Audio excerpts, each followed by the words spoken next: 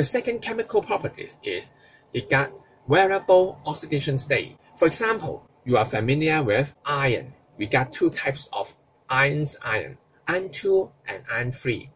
Copper, we got copper 1 and copper 2. This is what we call variable oxidation state. We use vanadium as an example.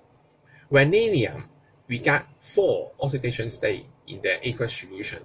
From +5 to +2, the color change from yellow to blue to green to violet. Here, we have a quick revision on the electrochemical series to let us understand why there will be color change in the vanadium compound. Here shows part of the electrochemical series.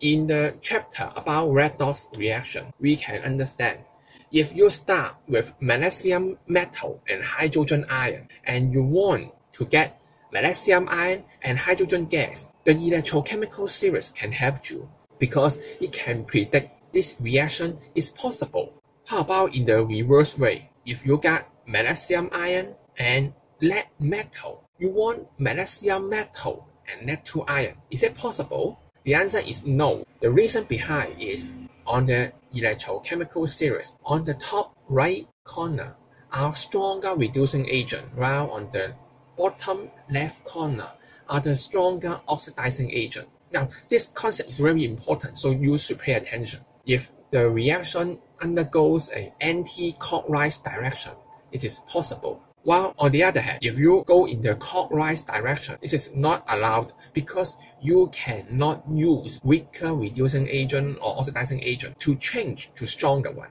Now back to our discussion on vanadium. Start with VO2 plus and zinc. Here shows I highlighted in red color. So this reaction is in anti-clockwise cycle. Of course, this is possible. Next, the VO2 plus solution is another strong oxidizing agent. So we have another anti-clockwise cycle to change it into V3 plus. But the reaction hasn't stopped because V3 plus is also another oxidizing agent. This time we turn to V2 plus. All of them are in anti-clockwise cycle. So with the electrochemical series, we can predict the reaction.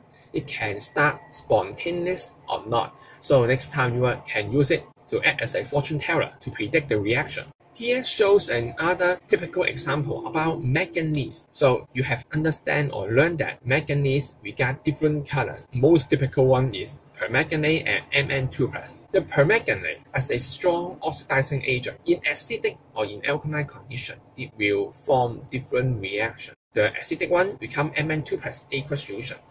In alkaline condition, it forms MnO2 solid. So you can write down the ionic half equation for both reactions. Next one is the catalytic properties. That means transition metals are usually used to act as catalysts for different chemical reactions. So what's meant by catalyst?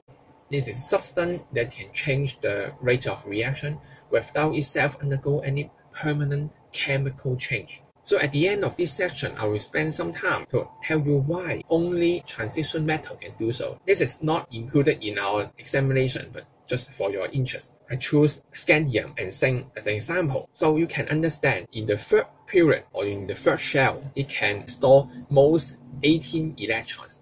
But most of the transition metal are not fully filled. So what we call, there are empty rooms for the electrons from outside species, and chemical can bond to transition metal temporarily for chemical reactions. And at the end of the reaction, it can break the bond and give you the catalyst again. Here shows 3 very important reaction for catalyst. Not only remember the name, the equation, but also remember the type of catalyst. Haber process is used to form ammonia. We use iron catalyst.